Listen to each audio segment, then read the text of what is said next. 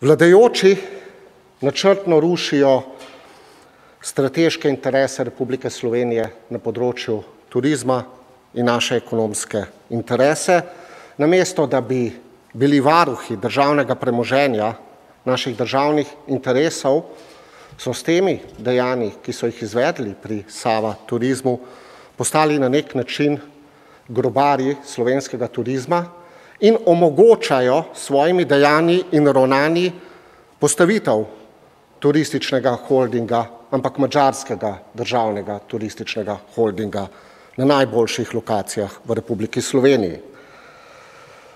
Pod to vlado se je pokvarjenost že tako razširila, da jo prakticirajo brez kančka sramu, da tega niti ne skrivajo, niti ne iščejo več izgovorov. Temu se reče strokovno kleptokracija, vladavina tatov.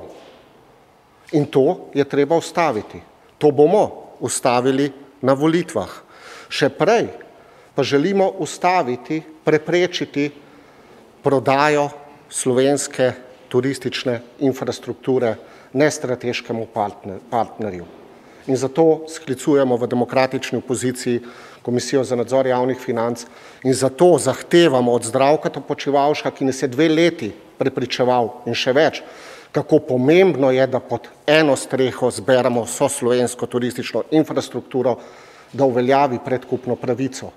V nasprotnem je tudi on del tega biznisa in vzpostavljanja nekega holdinga, ki ni slovenski, ampak v tem konkretnem primeru madžarski.